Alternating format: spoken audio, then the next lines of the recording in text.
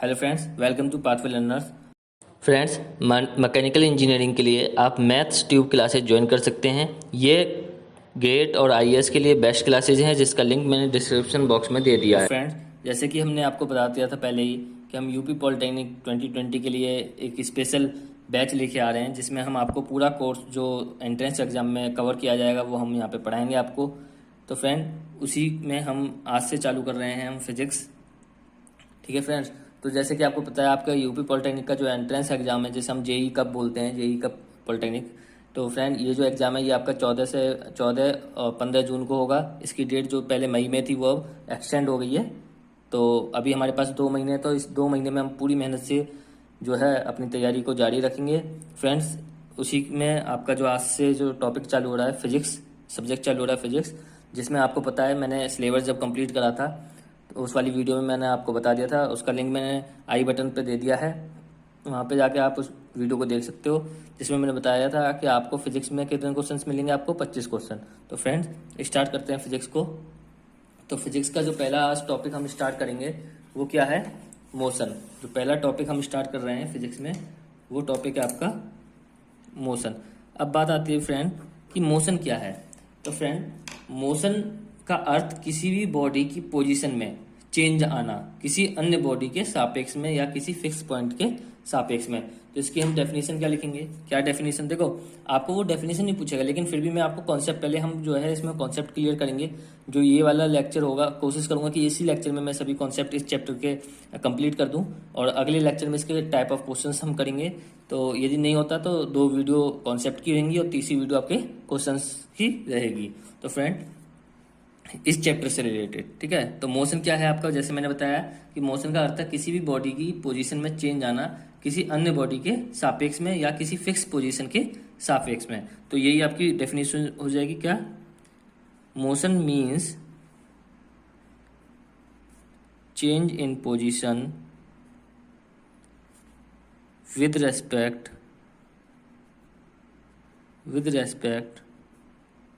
To another body और fixed position. तो friends, जो हिंदी वाले बच्चे हैं ना, जो हिंदी में, तो मैं उनको हिंदी में इसलिए बोल के बता रहा हूँ, तो आप वीडियो को पूछ करके जो चीज़ मैं बोल रहा हूँ उसको भी नोट कर सकते हो, ठीक है, क्योंकि दोनों चीज़ मैं लिख नहीं सकता यहाँ पे। तो आपका मोशन की डेफिनेशन क्या बनेगी? मतलब हम बोले मोशन क्या होता है, तो मोशन होता है किसी भी बॉडी की पोजीशन में चेंज आना किसी अन्य बॉडी के सापेक्ष में। जैसे कि आप समझिए कि यदि कोई ये पेन, ये कैप रखा है, तो इस कैप, क्या ये फिक्स पोजीशन है या कि हम बोलते हैं किसी कोई एनोडर बॉडी है, तो इसके सापेक्ष में इस पेन के से पोजीशन में जो चेंज आ रहा है, पहले ऐसे रखा था, इसके सापेक्ष में क्या था? पैरेलल था। अब मैंने इसको क्या कर दिया? परपेंडिकुलर। तो इसके सापेक्ष में इसकी पोजीशन में जो चेंज आया वही क्या है? इसका मोशन कहलाता है। तो फ्रेंड्स, मोशन जो है आपको समझ में आ गया। अब इसी के ऊपर जो है, अब इसमें यदि आगे बढ़ते हैं तो इसमें कुछ हमें टर्मिनोलॉजी होती है, कुछ चीज़ें हैं वो हमें समझनी होंगी, जब भी हम मोशन वाला चैप्टर समझ सकते हैं। तो जो आपका पहला टर्मिनोलॉजी है या पहली डेफिनेशन है वो किसकी है? डिस्टेंस की। डिस्टेंस क्या है? तो फ्रेंड, जैसे कि आपने स्कूल्स में भी पढ़ा होगा, 9th क्लास में पढ़ा होगा डिस्टेंस। तो ये यात्रा की वास्तविक दूरी होती है, या मैं बोल दूं वास्तविक लंबाई होती है। तो ये क्या होगा? The actual length of the path traveled is called distance। तो फ्रेंड, क्या है डिस्टेंस? ये यात्रा की वास्तविक लंबाई होती है। अभी मैं एक एग्जांपल के थ्रू समझाऊंगा, अभी पहले से इसको समझते लीजिए। इसमें 2-3 पॉइंट हैं डिस्टेंस में। तो पहला क्या है? Actual length of the path travel is called distance. मतलब कि जो वास्तविक दूरी होती है, वास्तविक लंबाई होती है, उसको हम क्या बोलते हैं? यात्रा की वास्तविक लंबाई को क्या बोलते हैं? हम डिस्टेंस बोलते हैं। और इसको नापते किस में? हम मीटर्स में नापते हैं, क्योंकि वो पूछ लेता है कि इसका जो आपका नापने की यूनिट है वो क्या है, तो वो क्या है? आपकी मीटर। दूसरी चीज वो पूछता है कि डिस्टेंस आपका स्केलर क्वांटिटी या वेक्टर। अभी मैं बताऊंगा स्केलर और वेक्टर क्या होता है, अभी फिलहाल इसमें लिख लीजिए। तो ये जो होता है वो होता है आपका स्केलर क्वांटिटी। क्या होता है ये? Scalar quantity. उसके बाद बात आती है कि डिस्टेंस जो है क्या कभी नेगेटिव भी हो सकती है या जीरो हो सकती है। तो डिस्टेंस कभी भी नेगेटिव नहीं होती है, हमेशा क्या होती है, positive. Distance is always positive quantity. ये कैसी क्वांटिटी है आपकी, पॉजिटिव क्वांटिटी है। अब फ्रेंड एक एग्जांपल लेते हैं, उससे हम समझते हैं इस चीज को। ये कोई है यहाँ पे, ये जो डिस्टेंस है ये क्या है आपकी, ओ से हमने मार्क कर दी, ठीक है। यहाँ पे आपका क्या है, सी, यहाँ पे क्या है आपका बी, और यहाँ पे क्या है आपका ए। ये आप शहर मान लीजिए या कुछ भी मान लीजिए, ठीक है। तो ये ए, ओ और सी जो है, सी है आपका 15 पे, ये है 25 पे, ये है 50 पे, ठीक है, 50 मीटर। ये सब क्या है आपके मीटर्स में है। तो फ्रेंड अब मानो कोई वस्तु है या कोई आदमी है जो कि ओ से चला ए तक, ठीक है। तो उसके द्वारा तय की गई दूरी कितनी है, 50 मीटर। समझ में आ गई बात। अब वही चीज मैं बोलता हूं कि यदि एक व्यक्ति है जो ओ से ए तक गया और फिर ए से बी तक वापस आया, तो कितनी है, तो ओ से ए 50 और 50 से बी आने में कितना चला, वो 25, क्योंकि 25 तो यहाँ था, 50 ही है, तो 25 चला। तो 50 प्लस 25 कितना हो गया, 75। तो टोटल डिस्टेंस कितना चला, वो 75। तो डिस्टेंस क्या होती है आपकी, टोटल जो पाथ, एक्चुअल लेंथ जो उसने कवर करी है अपने यात्रा के दौरान। तो कितनी, पहले यहां से यहां तक गया, ये डिस्टेंस कवर करी, और यहां से यहां तक आने में डिस्टेंस कवर करी, तो ये प्लस ये, तो ये होती है आपकी डिस्टेंस। वहीं पे जो सेकंड टर्मिनोलॉजी आती है वो आता है आपका डिस्प्लेसमेंट। डिस्प्लेसमेंट जिसे हम हिंदी में क्या बोलते हैं, विस्थापन, ठीक है फ्रेंड। तो डिस्प्लेसमेंट क्या होती है, यह यात्रा की छोटी से छोटी दूरी होती है। क्या होती है, छोटी से छोटी। तो क्या है, the length of the shortest path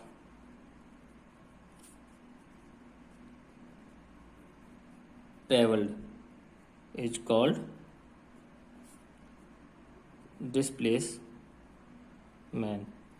तो क्या है, यह यात्रा में छोटी से छोटी जो दूरी तय की गई होती है वो होती है। अब इसको भी एग्जांपल के थ्रू समझाएंगे, पहले इसमें भी पॉइंट लिख लीजिए, ठीक है। तो इसके पॉइंट क्या है, ये भी आपका किस में नापा जाता है, मीटर्स में नापा जाता है, लेकिन ये क्वांटिटी कैसे आपकी, वेक्टर क्वांटिटी। फ्रेंड इसमें से क्वेश्चन आपके बन जाते हैं। तो ये जो मैं पॉइंट से आपको बता रहा हूँ या लिखवा रहा हूँ, कॉन्सेप्ट के अंदर से भी बहुत सारे आपके क्वेश्चंस बनते हैं। ये नहीं जो मैं क्वेश्चंस कराऊंगा वहीं पे, जो मैं कॉन्सेप्ट आपको क्लियर कर, कॉन्सेप्ट पढ़ाने का जो मेरा मकसद है वो क्या है कि आपको हर कॉन्सेप्ट क्लियर है, बीच में से भी यदि कोई कॉन्सेप्ट से भी यदि कोई क्वेश्चन बन के आ रहा है तो वो भी आप कर सको, ठीक है। तो क्वेश्चन कैसा आता है कि डिस्प्लेसमेंट इज स्केलर क्वांटिटी और वेक्टर क्वांटिटी। तो आपको पता होना चाहिए डिस्प्लेसमेंट कैसी क्वांटिटी आपकी, वेक्टर क्वांटिटी है, ठीक है फ्रेंड। अब बात आती है डिस्प्लेसमेंट कैसा, कभी नेगेटिव पॉजिटिव। तो डिस्प्लेसमेंट जो है वो आपका पॉजिटिव भी हो सकता है, नेगेटिव भी हो सकता है, एंड जीरो भी हो सकता है। तो फ्रेंड इसको आप ध्यान रखना बिल्कुल, इसको रेड जो है रेड मार्क कर लीजिए इस पॉइंट को, ठीक है। हम क्या करते हैं, डिस्प्लेसमेंट और डिस्टेंस को मैच कर लेते हैं और क्या बोलते हैं, डिस्प्लेसमेंट कभी नेगेटिव और जीरो नहीं हो सकता। लेकिन ये बहुत ही इंपॉर्टेंट पॉइंट है, जो आपका डिस्प्लेसमेंट है वो नेगेटिव भी हो सकता है और जीरो भी हो सकता है, ठीक है फ्रेंड। अब बात करते हैं कैसे, डिस्प्लेसमेंट को पहले समझते हैं इस ऊपर वाले एग्जांपल से ही। मैंने क्या बोला, एक आदमी है जो कि ओ से ए गया, तो उसका डिस्टेंस कितना था, 50। डिस्प्लेसमेंट कितना है, 50, क्योंकि ओ और ए के बीच में सबसे छोटी दूरी जो है वो कितनी है आपकी, इतनी ही है, 50 ही है। यदि लेकिन मैं बोलता हूं एक व्यक्ति ओ से ए गया फिर बी पे आके रुका, मतलब ओ से ए और ए से बी आया, उस समय डिस्टेंस की बात करता हूं तो डिस्टेंस कितनी बनेगी आपकी, 75, क्योंकि उसने जो टोटल दूरी तय करी इस पूरा जर्नी में वो कितनी थी, 75 मीटर थी। लेकिन वहीं मैं डिस्प्लेसमेंट की बात करूं तो डिस्प्लेसमेंट में मैंने क्या बताया, छोटी से छोटी दूरी जो वो तय करता है। तो यदि वो ओ से ए हम दूरी देखें तो 50 है, ओ से ए और फिर बी देखें तो 75 है, और ओ से बी देखें तो 25 है। तो सबसे छोटी दूरी जो उसने तय की वो कितनी है, 25। तो इसमें डिस्प्लेसमेंट क्या होगा आपका, 25 होगा। तो डिस्प्लेसमेंट कभी भी डिस्टेंस के इक्वल हो भी सकती है और नहीं भी हो सकती, वो डिपेंड करेगा, ठीक है फ्रेंड। ये इतनी बात क्लियर होगी। उसके बाद बात आती है कि सर ये जीरो कैसे हो जाएगी। देखो कैसे हो जाएगी, मैंने बोला ओ से कोई व्यक्ति गया और कहाँ पे आके रुका, ओ पर। ओ से वो गया ए और ए से फिर दोबारा आया ओ पर, तो उसने टोटल जो डिस्टेंस कवर करी थी, डिस्टेंस की बात करें तो 100, डिस्टेंस कभी भी जीरो नहीं हुई, समझ में आ गई बात। अब बात करते हैं कि डिस्प्लेसमेंट की। तो डिस्प्लेसमेंट जो शॉर्टेस्ट दूरी होती है, तो शॉर्टेस्ट दूरी तो उसकी 0 है। भाई यहाँ आया, यहीं आके वो क्या हो गया, खड़ा हो गया, तो उसने तो जो उसका विस्थापन था वो तो कुछ हुआ ही नहीं। साइंस की भाषा में, साइंस की भाषा में जो उसका डिस्प्लेसमेंट था, विस्थापन था, वो तो हुआ ही नहीं, तो क्या होगा, 0। नेगेटिव भी ऐसे ही होता है, नेगेटिव डायरेक्शन में यदि वो चला जाता है तो उससे वो क्या हो जाता है, आपका नेगेटिव हो जाता है। अब फ्रेंड बात आती है कि स्केलर और वेक्टर, जो अभी हमने बताया स्केलर और वेक्टर क्वांटिटी क्या होती हैं।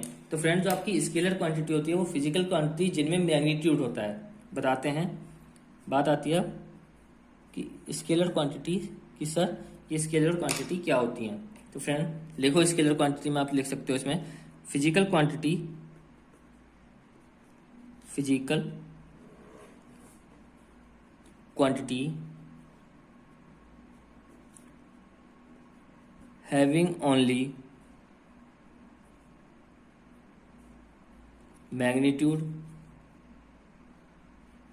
are called scalar. फ्रेंड इसको बहुत ध्यान से समझना आप, क्या है स्केलर, वह फिजिकल क्वांटिटी जिनमें मैग्नीट्यूड होता है। मैग्नीट्यूड मतलब कि क्या होता है, खाली उसमें आपकी जो है, अब एक चीज आप ऐसे समझिए, इसको मैं समझाता हूँ आपको, ऐसे समझो। मैंने बोला आपसे डिस्टेंस, ठीक है, डिस्टेंस कितना चला वो, 45 मीटर चला। अब इसमें जो ये 45 है, ठीक है, वो सिर्फ आपको क्या बोल रहा है, वो दे रहा है आपको मैग्नीट्यूड, ठीक है, वो क्या दे रहा है आपको, मैग्नीट्यूड। इसमें आपको यह नहीं पता चल रहा कि वो 45 मीटर किस डायरेक्शन में चला, इसमें डायरेक्शन नहीं है, ठीक है फ्रेंड। तो अब मेरे ख्याल से आपको क्लियर हो गया होगा स्केलर और मैग्नीट्यूड क्या होता है। मैग्नीट्यूड होता है जो आपकी उसमें जो वैल्यू दी होती है कि वो कितना चला, किस डायरेक्शन में चला, वो चीज उसमें नहीं मिलती आपको। तो वो फिजिकल क्वांटिटी जिनमें क्या होता है, सिर्फ और सिर्फ मैग्नीट्यूड दिया होता है, जिनके साथ सिर्फ और सिर्फ मैग्नीट्यूड होता है, वो कैसी होती है आपकी, स्केलर क्वांटिटी। एग्जाम्पल मैंने बता दिया आपको, ठीक है। अब बात आती है कि सर वेक्टर, तो बस इसका जो उल्टा होगा जो मैंने अभी बताया, वही क्या हो जाता है आपका वेक्टर। क्या, physical quantity having both magnitude as well as direction are called scalar, oh sorry vector. क्या है, वेक्टर। तो फ्रेंड जैसे मैंने बताया कि जिनमें मैग्नीट्यूड के साथ साथ क्या हो, डायरेक्शन भी हो, उसको हम क्या बोलते हैं, फिजिकल वेक्टर क्वांटिटी कहते हैं। इसका जो बेस्ट एग्जांपल है वो क्या है आपका, वेलोसिटी। क्या है आपका, वेलोसिटी। वेलोसिटी में क्या होता है आपका कि वो डायरेक्शन भी देता है कि ये वेलोसिटी इस डायरेक्शन में, मतलब नॉर्थ में चल रहा है, इसमें चल रहा है, तो उसमें वेलोसिटी में क्या होता है, वो डायरेक्शन भी देता है और आपको क्या साथ के साथ उसका मैग्नीट्यूड भी कि इस स्पीड से चल रहा है, ठीक है फ्रेंड। तो वेक्टर क्वांटिटी और स्केलर क्वांटिटी मेरे ख्याल से आपको समझ में आ गया होगा। और फ्रेंड प्लीज हमारे वीडियोस को जितना ज्यादा आप लाइक करोगे उतना ज्यादा हमें भी प्रोत्साहन मिलेगा, तो प्लीज वीडियो को लाइक भी करते रहिए साथ के साथ, ठीक है। और आप इसके साथ साथ हम केमिस्ट्री की क्लास भी चालू कर रहे हैं कल से, केमिस्ट्री और साथ के साथ मैथ। हमारा सबसे ज्यादा फोकस किस पे होना चाहिए, मैथ पे, क्योंकि मैथ में जो है आपके 50 क्वेश्चन आएंगे, ठीक है फ्रेंड। तो मैथ, फिजिक्स और केमिस्ट्री तीनों की क्लास आपको डेली मिलेंगी। डेली हम जो है कवर करेंगे, साथ के साथ क्वेश्चंस भी कवर करेंगे और कॉन्सेप्ट भी हम साथ के साथ क्लियर करते जाएंगे, जिसके कि आपको दिक्कत ना हो किसी भी क्वेश्चन में। यदि क्वेश्चन की कोई लैंग्वेज चेंज कर रहा है तो आपको ये दिक्कत ना हो कि सर ने तो ये पढ़ाया नहीं। तो फ्रेंड्स प्लीज अपने दोस्तों के साथ भी इसको बहुत ज्यादा से ज्यादा शेयर कीजिए, जिसके कि वो भी अपना जो एंट्रेंस एग्जाम है वो भी निकाल सकें, वो भी एक इंजीनियर बनने की तरफ अपना पहला कदम बढ़ा सकें, गवर्नमेंट कॉलेज वो प्राप्त कर सकें अपने हमारे कोचिंग से पढ़कर। तो फ्रेंड नेक्स्ट जो टॉपिक आता है वो आपका वो है यूनिफॉर्म मोशन का। इसमें नेक्स्ट जो टॉपिक है वो क्या है आपका, यूनिफॉर्म मोशन। अब बात आती है कि यूनिफॉर्म मोशन क्या है। तो फ्रेंड जैसे कि आपने स्कूल कॉलेज में पढ़ा होगा, यूनिफॉर्म मोशन क्या है, जब कोई भी बॉडी इक्वल टाइम इंटरवल में इक्वल डिस्टेंस कवर करती है तो वह मोशन यूनिफॉर्म मोशन कहलाता है, ठीक है फ्रेंड। अभी मैंने बता दिया, दोबारा से हम इसको पढ़ते हैं। क्या होता है uniform motion, a body having equal displacement in equal time interval is said to have uniform motion. A body having equal displacement in equal time interval is said to have uniform motion. तो friend क्या, जैसे मैंने बताया, जब कोई body जो होती है वो इक्वल टाइम इंटरवल में इक्वल डिस्टेंस कवर कर लेती है तो उसको हम बोलते हैं यूनिफॉर्म मोशन। कहने का मतलब, यदि मैंने कहा कि ये जो व्यक्ति है ये 5 सेकंड में या 5 मिनट में इतनी दूरी तय करता है, तो वो क्या है, आपका यूनिफॉर्म मोशन है कि एक इक्वल टाइम इंटरवल में, जो टाइम इंटरवल है आपका वो इक्वल है, ठीक है, उस टाइम इंटरवल में जो वो दूरी तय करता है वो क्या है, इक्वल है। तो फ्रेंड यूनिफॉर्म मोशन आपको समझ में आ गया होगा। नेक्स्ट जो मोशन होता है वो कैसा होता है आपका, नॉन यूनिफॉर्म। कैसा होता है आपका जो होता है नॉन यूनिफॉर्म। फ्रेंड मेरी थोड़ी सी जो राइटिंग है, हैंड राइटिंग है, वो थोड़ी सी खराब है, लेकिन मेरी कोशिश है कि आपको ज़्यादा से ज़्यादा समझ में आए, ठीक है। तो क्या है आपका नॉन यूनिफॉर्म मोशन। तो फ्रेंड बात आती है कि सर अब ये नॉन यूनिफॉर्म मोशन क्या है। तो नॉन यूनिफॉर्म मोशन क्या है आपका, a body having unequal displacement in equal time interval is said to be non uniform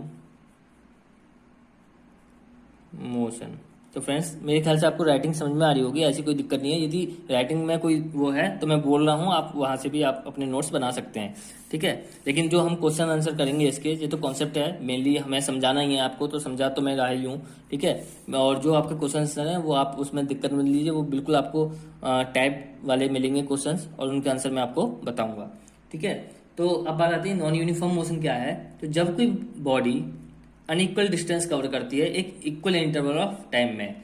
अब इसका एग्जांपल लेते हैं। एग्जांपल क्या है आपका, मान लीजिए कि एक आदमी है वो पार्क में जॉगिंग कर रहा है, और एक कार है वो एक क्राउडेड मतलब भीड़ भाड़ वाली सड़क पर चल रही है। तो ये क्या दर्शाते हैं, आपके नॉन यूनिफॉर्म मोशन दिखाते हैं। कैसे, अब बात समझिए। जब कोई आदमी पार्क में जॉगिंग कर रहा है तो वो समझिए, आप इस एग्जाम्पल को समझिए कि जब कोई आदमी आपका जॉगिंग कर रहा है वो 5 मिनट में ट्रेवल कर लेता है आपका मानो 40 मीटर। मान लीजिए आप, मैं एक एग्जांपल ले रहा हूँ कि 5 मिनट में जो जॉगिंग वाला आदमी है वो 40 मीटर आपका कवर कर रहा है। वहीं पर जो कार जो कि एक भीड़ भाड़ वाली सड़क पर चल रही है, वो भीड़ भाड़ की वजह से 5 मिनट में कितनी कवर कर पाती है, सिर्फ 10 मीटर। यदि ये यूनिफॉर्म मोशन होता तो क्या होता कि 5 मिनट में वो आदमी 40 मीटर चल रहा है, तो 5 मिनट में ही वो कार भी कितना चलनी चाहिए थी, 40 मीटर। तभी तो हमने बोला इक्वल डिस्प्लेसमेंट होना चाहिए था इक्वल इंटरवल ऑफ टाइम में, लेकिन यहाँ पे ऐसा नहीं हो रहा था। मतलब कि टाइम तो इक्वल है, जो टाइम का इंटरवल है वो तो इक्वल है, लेकिन उसमें जो डिस्प्लेसमेंट है वो इक्वल नहीं है। तो यही आपका क्या है, नॉन यूनिफॉर्म मोशन है। मैंने इसका एग्जांपल आपको बता दिया। एक आदमी जो कि पार्क में जॉगिंग कर रहा है और एक कार एक क्राउडेड स्ट्रीट में चल रही है, ये किसका एग्जांपल है, नॉन यूनिफॉर्म मोशन का एग्जांपल है। अब बात आती है फ्रेंड कि मोशन का रेट जो होती है, यानी कि उसकी जो दर होती है, उसे हम कैसे मेजर करें, ठीक है। How to measure. नेक्स्ट जो टॉपिक है वो क्या है आपका, how to measure the rate of motion का रेट हम कैसे पता करें, ठीक है। How to measure the rate of motion. तो फ्रेंड इसका जो है एक हमारे पास एक तरीका है जिसमें हम क्या करते हैं, एक यूनिट टाइम में एक ऑब्जेक्ट ने कितनी डिस्टेंस ट्रेवल की है, ठीक है। हम लिख देते हैं इस चीज को, आपको आसानी से समझ में आएगा। क्या है, the distance travelled by an object in 1 second, 1 second में, ठीक है। 1 सेकेंड क्या है ये, कि एक यूनिट टाइम में या एक सेकंड में एक ऑब्जेक्ट ने कितनी डिस्टेंस ट्रेवल किया है या वो कितनी दूरी जो है उसने तय की है, उस चीज़ से हम क्या कर सकते हैं, इसको नाप सकते हैं, रेट ऑफ मोशन को नाप सकते हैं। ठीक है, the distance travel by an object in 1 second, इस चीज़ से हम क्या कर सकते हैं, रेट ऑफ मोशन नाप सकते हैं। और इस क्वांटिटी को हम क्या कहते हैं, स्पीड कहते हैं। क्या आ जाएगा, इज कॉल्ड स्पीड। तो फ्रेंड ध्यान रखना इस चीज में। ठीक है, तो आपका सबसे पहली बात आती है कि जो मोशन का रेट है, वो पेपर में ये क्वेश्चन पूछ लेता है कि how we measure the rate of motion, कि मोशन का जो रेट है उसको हम कैसे मेजर करेंगे। आपको ऑप्शन दे देगा कई सारे, वेलोसिटी, स्पीड, ठीक है, और आपका एक्सेलरेशन, ठीक है, और एक और बोल देगा या तो नन ऑफ दीज या कुछ भी एक ऑप्शन दे देगा। तो फ्रेंड आपको ध्यान रखना है, जो रेट ऑफ मोशन है, मतलब मोशन की जो दर है, वो हम कैसे निकालते हैं, उसका एक तरीका होता है। क्या तरीका है कि जो डिस्टेंस ट्रेवल की जाती है ऑब्जेक्ट के द्वारा एक सेकंड में, उससे हम किसी भी मोशन की जो दर है या जो रेट है वो हम निकाल लेते हैं कि एक सेकंड में ये जो व्यक्ति या ये जो ऑब्जेक्ट है उसने इतनी दूरी तय की, तो ये क्या हो गया, उस मोशन का रेट हो गया। तो इसी चीज को, इस क्वांटिटी को हम क्या बोलते हैं, स्पीड बोलते हैं। ठीक है, तो अब इसके अंतर्गत आप कुछ पॉइंट लिख लीजिए। पहला, जो एसआई यूनिट है, एसआई यूनिट ऑफ स्पीड, ये आपको पता होनी चाहिए। ये क्या होती है, मीटर पर सेकंड। मीटर पर सेकंड क्या होती है, इसकी एसआई यूनिट होती है। दूसरी बात, जो स्पीड होता है वो भी क्या होता है आपका, स्केलर क्वांटिटी होती है। देखो फ्रेंड, जब आपको बोल दिया हमने स्पीड, कितनी स्पीड से चल रही है, 20 किलोमीटर पर आवर की, आपको डायरेक्शन नहीं पता। जब डायरेक्शन नहीं पता, हमने क्या बताया, खाली मैग्नीट्यूड पता हो तो क्या होती है, वो स्केलर क्वांटिटी। तो ये क्या है, आपकी स्केलर क्वांटिटी है। तीसरी चीज, ये हमेशा पॉजिटिव रहती है। कैसी रहती है, always positive, always remain positive. मैं शॉर्ट फॉर्म में लिख रहा हूँ, आप ध्यान, बस पॉइंट्स आपको ध्यान होने चाहिए कि हमेशा पॉजिटिव होती है स्पीड। एसआई यूनिट इसकी मीटर पर सेकंड होती है, स्केलर क्वांटिटी होती है, और स्पीड से ही हम क्या निकाल सकते हैं, रेट ऑफ मोशन निकाल सकते हैं। यदि पेपर में आता है how to measure the rate of motion, तो आपका ऑप्शन होगा, करेक्ट ऑप्शन स्पीड होगा। ठीक है फ्रेंड, अब बात दूसरी चीज, आपका स्पीड का फॉर्मूला आप लिख लीजिए। तो स्पीड का फॉर्मूला होगा, वैसे तो इसी से निकल गया, लिख लीजिए जनरल फॉर्मूला, डिस्टेंस ट्रेवल, जितनी दूरी वो ट्रेवल की जाएगी, distance travel upon time taken, जितना टाइम लिया जाएगा उसको ट्रेवल करने में, वो क्या होता है, आपका स्पीड होती है। ठीक है, तो वही तो हमने बोला ना, रेट ऑफ मोशन, एक सेकंड में कितनी दूरी तय की गई, उससे हम रेट ऑफ मोशन निकाल लेते हैं। इस क्वांटिटी को हम स्पीड कहते हैं। स्पीड की ऐसा यूनिट मीटर पर सेकंड होती है। ये एक स्केलर क्वांटिटी होती है, ये हमेशा पॉजिटिव रहती है। ठीक है फ्रेंड, अब बात आती है, जब हम स्पीड के साथ उसकी डायरेक्शन भी बताते हैं, तो मोशन का रेट जो है और व्यापक रूप से समझ में आता है। ठीक है, जब हम क्या करते हैं, देखो सिंपल सी बात है, जब हम when we take direction along speed, friend मेरे ख्याल से आपको दिखाई दे रहा होगा, हाँ, तो when we take direction along speed, जब हम डायरेक्शन लेते हैं स्पीड के साथ, तो जो मोशन ऑफ रेट है, then motion of rate is more comprehensive than before। ठीक है, तो क्या मतलब है आपका, कि जब हम स्पीड के साथ उसकी डायरेक्शन भी बताते हैं, तो मोशन का जो रेट होता है, जिस दर जो हम नाप रहे हैं, मोशन की जो दर या रेट, मोशन का जो रेट है, वो और व्यापक रूप से हमें समझ में आता है पहले के मुकाबले। और इस क्वांटिटी को हम कहते हैं, इस क्वांटिटी को हम क्या कहते हैं, जिसमें दोनों चीज होती हैं, उसको हम बोलते हैं वेलोसिटी। तो वेलोसिटी में दोनों चीज होती है, आपकी डायरेक्शन भी होती है और स्पीड बोल दें या मैग्नीट्यूड। तो फ्रेंड वेलोसिटी होती है, और वेलोसिटी से हम जो है रेट ऑफ मोशन का बहुत ही ज़्यादा अच्छी तरीके से हम समझ सकते हैं हैज़ कंपेयर टू स्पीड। ठीक है, क्यों, क्योंकि स्पीड में सिर्फ हम मैग्नीट्यूड पता चल रहा था उस मोशन का, और यहाँ पे मोशन का रेट, जो आपका स्पीड मैग्नीट्यूड है वो भी पता चल रहा है, और साथ के साथ आपकी डायरेक्शन भी पता चल रही है। दूसरी बात जो होती है, जो हम यदि हम वेलोसिटी की डेफिनेशन की बात करें तो क्या हो जाएगी, डेफिनेशन हो जाएगी आपकी वेलोसिटी की डेफिनेशन यहाँ पे हम लिख देते हैं कि displacement in 1 second is called velocity. तो फ्रेंड आप ध्यान रखना इस चीज में क्या, कि डिस्प्लेसमेंट आएगा, वेलोसिटी जो है वो क्या है, 1 सेकंड में कितना डिस्प्लेसमेंट हुई, कितना विस्थापन हुआ, और स्पीड क्या है कि 1 सेकंड में कितनी दूरी उसने तय की, कितना डिस्टेंस उसने ट्रेवल किया। क्योंकि फ्रेंड आपको पता है डायरेक्शन जो है खाली डिस्टेंस में नहीं आएगी, डायरेक्शन कहाँ पे आपको पता चलेगी, वो सिर्फ डिस्प्लेसमेंट में पता चलेगी। इसलिए वेलोसिटी जो होती है वो 1 सेकंड में डिस्प्लेसमेंट जो तय की गई है उसको हम क्या बोलते हैं, वेलोसिटी कहते हैं। और इसकी जो एसआई यूनिट होती है जिसमें हम इसको नापते हैं वो भी आपकी क्या होती है, मीटर। क्या होती है, मीटर होती है। और फ्रेंड जैसे कि इसमें आपको डायरेक्शन भी है और मैग्नीट्यूड भी है, तो ये क्या हो जाएगा आपका vector quantity. It can be positive, ये आपकी जो है पॉजिटिव भी हो सकता है, नेगेटिव भी हो सकता है और जीरो भी हो सकता है। फ्रेंड बात आती है ये तीनों कैसे, तो सिंपल सी बात है, इसमें क्या हम बोल रहे हैं भाई, वेलोसिटी जो है आपकी वो क्या है, डिस्प्लेसमेंट ओवर टाइम, यही तो है। अब यहां से क्या हुआ आपका, यदि मैं वेलोसिटी का रिलेशन निकालूं तो डायरेक्टली प्रोपोर्शनल हो जाएगी डिस्प्लेसमेंट के, ठीक है। और हमने क्या बताया था आपको, डिस्प्लेसमेंट जो है वो पॉजिटिव भी हो सकती है, नेगेटिव भी हो सकती है और जीरो भी हो सकती है।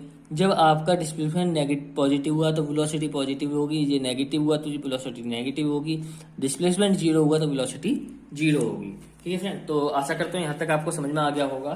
ठीक है, अभी जो हमारा जो यहाँ पे बचा हुआ है वो क्या है, 2 चीजें अभी हमारी बची हुई है। क्या, वेलोसिटी में भी बची हुई है। पहली तो velocity of an object can be uniform और वेरिएबल। जो आपका वेलोसिटी है वो क्या है, यूनिफॉर्म भी हो सकती है किसी भी ऑब्जेक्ट की और वेरिएबल भी हो सकती है। कैसे, अब देखो, यदि कोई डिस्प्लेसमेंट जो है टाइम के अनुसार जो डिस्प्लेसमेंट हो रहा है वो कैसा आपका यूनिफॉर्म डिस्प्लेसमेंट है, मतलब मोशन जो है आपका यूनिफॉर्म है, तो जो वेलोसिटी होगी वो भी यूनिफॉर्म होगी। यदि आपका नॉन यूनिफॉर्म मोशन में आप किसी भी ऑब्जेक्ट का वेलोसिटी निकाल रहे हैं तो वो जो वेलोसिटी होगी आपकी वेरिएबल वेलोसिटी होगी। तो दूसरी बात, वेलोसिटी जो होती है it can be change, velocity जो होती है वो चेंज होती है by changing the object speed. Object की स्पीड यदि चेंज हो जाएगी तो आपकी वेलोसिटी चेंज हो जाएगी, या डायरेक्शन ऑफ मोशन यदि चेंज हो जाएगा तो जब भी चेंज हो जाएगी, और बोथ या दोनों के चेंज होने पे भी चेंज हो जाएगी। तो फ्रेंड इस पॉइंट को भी आप जो है रेड मार्क कर लीजिए, क्या कि जो आपकी वेलोसिटी है वो चेंज होती है ऑब्जेक्ट की स्पीड चेंज होने पे, डायरेक्शन चेंज होने पे, या दोनों ही चेंज हो जाए, मतलब उसकी स्पीड भी चेंज हो जाए और डायरेक्शन भी चेंज हो जाए, दोनों भी चेंज हो जाए। जब भी वेलोसिटी चेंज होती है कोई एक भी चेंज हो जाए, जब भी वेलोसिटी जो है आपकी चेंज हो जाती है। तो फ्रेंड इसी वेलोसिटी और स्पीड से जो बहुत ही ज़्यादा इंपॉर्टेंट आपका नेक्स्ट टॉपिक आता है वो क्या है आपका एक्सेलरेशन। ठीक है, जैसे हम क्या बोलते हैं हिंदी में त्वरण। ठीक है, तो जैसे आपको नाम से पता चल रहा है फ्रेंड, एक्सेलरेशन मतलब किसी को एक्सेलरेट करना। ठीक है, तो एक्सेलरेशन क्या होता है, जब मोशन यूनिफॉर्म होता है तो वेलोसिटी कांस्टेंट रहती है। अभी हमने बताया, तो क्या चीज़, देखो मैं इसकी डेफिनेशन नहीं बता रहा, सिंपल एक मैं वो बना रहा हूँ आपका। ठीक है, कॉन्सेप्ट क्लियर कर रहा हूँ। जब मोशन क्या होगा, यूनिफॉर्म होगा, तो आपका वेलोसिटी जो होगी आपकी क्या होगी, कांस्टेंट होगी। Motion uniform, velocity constant. इस केस में वेलोसिटी में चेंज किसी भी टाइम इंटरवल में क्या होगा, zero. So change in velocity with time interval, वो क्या हो जाएगा आपका 0। तो फ्रेंड जब मोशन आपका यूनिफॉर्म है तो वेलोसिटी आपकी कांस्टेंट है, क्यों? क्योंकि चेंज इन वेलोसिटी जो थी टाइम के साथ वो क्या है आपकी 0 हो गई, ठीक है। लेकिन वहीं पे यदि आपका नॉन यूनिफॉर्म मोशन है, कैसा मोशन है? Non uniform. नॉन यूनिफॉर्म मैंने कैसे बताया था आपको, क्या बताया था? अ body having unequal displacement in equal time interval. एक इक्वल टाइम इंटरवल में जो आपका अनइक्वल डिस्प्लेसमेंट होता है उसी मोशन को हम क्या बोलते हैं? नॉन यूनिफॉर्म मोशन बोलते हैं। तो मोशन यदि आपका नॉन यूनिफॉर्म मोशन हो तो वेलोसिटी आपकी कांस्टेंट तो होगी नहीं, वेलोसिटी क्या करेगी आपकी?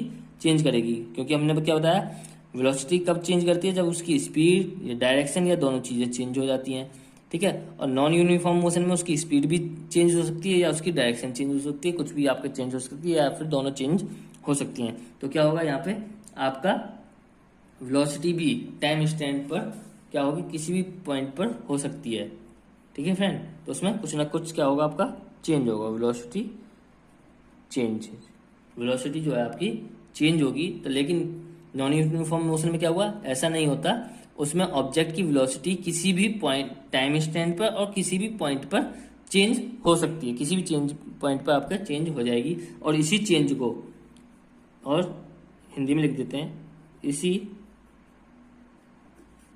चेंज इन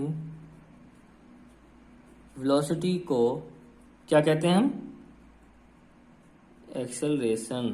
क्या कहते हैं? एक्सेलरेशन कहते हैं, ठीक है फ्रेंड। तो मेरे ख्याल से ये वाला कॉन्सेप्ट आपको क्लियर हो गया होगा कि जब मोशन जो है आपका यूनिफॉर्म होता है तो उसमें वेलोसिटी जो है कांस्टेंट होती है, क्योंकि चेंज इन वेलोसिटी जो है टाइम इंटरवल के साथ संभव नहीं होती, वो जो हमेशा 0 होती है। लेकिन जब आपका नॉन यूनिफॉर्म मोशन होता है तो वेलोसिटी चेंज करती है। वो क्यों? क्योंकि वेलोसिटी किसी भी टाइम इंस्टेंट पर और किसी भी पॉइंट पर आपकी चेंज हो सकती है, मतलब कि बदल सकती है। तो उस समय इसी टाइम चेंज इन वेलोसिटी को, ये जो नॉन यूनिफॉर्म मोशन में जो चेंज हो रहा है वेलोसिटी का, इसी चेंज इन वेलोसिटी को हम क्या बोलते हैं? एक्सेलरेशन कहते हैं। और इसको जो मापने की दर होती है, मतलब एक्सेलरेशन की क्वांटिटी जो यूनिट होती है वो क्या होती है आपकी? मीटर पर सेकंड स्क्वायर। यूनिट आपको बहुत इंपॉर्टेंटली इसको याद रखना है कि यूनिट क्या होती है सबकी? वेलोसिटी की, स्पीड की और एक्सेलरेशन की। और ये क्या है आपकी? वेक्टर क्वांटिटी है। क्यों है वेक्टर क्वांटिटी? एक्सेलरेशन क्या है? चेंज इन वेलोसिटी, मतलब डायरेक्टली प्रोपोर्शनल है आपका चेंज इन वेलोसिटी। और वेलोसिटी क्या आपकी? वेक्टर क्वांटिटी है, क्योंकि इसमें डायरेक्शन भी होती है। वैसी तरह एक्सेलरेशन में भी डायरेक्शन होती है, और ये क्या आपकी? वेक्टर क्वांटिटी है। साथ के साथ अब बात आती है कि सर कि एक्सेलरेशन का फॉर्मूला क्या है। तो इसको हम एक एग्जांपल के तौर पर समझते हैं। कैसे? If a velocity changes from initial velocity u, initial velocity कितनी है आपकी? u, to a final velocity v in time t, the acceleration acceleration को फ्रेंड हम a से डिनोट करते हैं, और वेलोसिटीज और इनिशियल वेलोसिटी को u से, फाइनल वेलोसिटी को v से, टाइम को t से। तो ये कह रहा है कि यदि वेलोसिटी चेंज हो रही है, वो इनिशियल वेलोसिटी u से फाइनल वेलोसिटी v में चेंज हो रही है दिए गए टाइम इंटरवल जो कि t है, तो एक्सेलरेशन क्या होगा? तो एक्सेलरेशन होता है आपका फाइनल वेलोसिटी माइनस का इनिशियल वेलोसिटी अपॉन टाइम। देखो क्या बताया था अभी हमने, इसकी डेफिनेशन क्या बताई थी? चेंज इन वेलोसिटी को एक्सेलरेशन कहते हैं। Change in velocity with time, time के साथ साथ जो वेलोसिटी चेंज हो रही है उसी को हम क्या बोलते हैं? एक्सेलरेशन कहते हैं।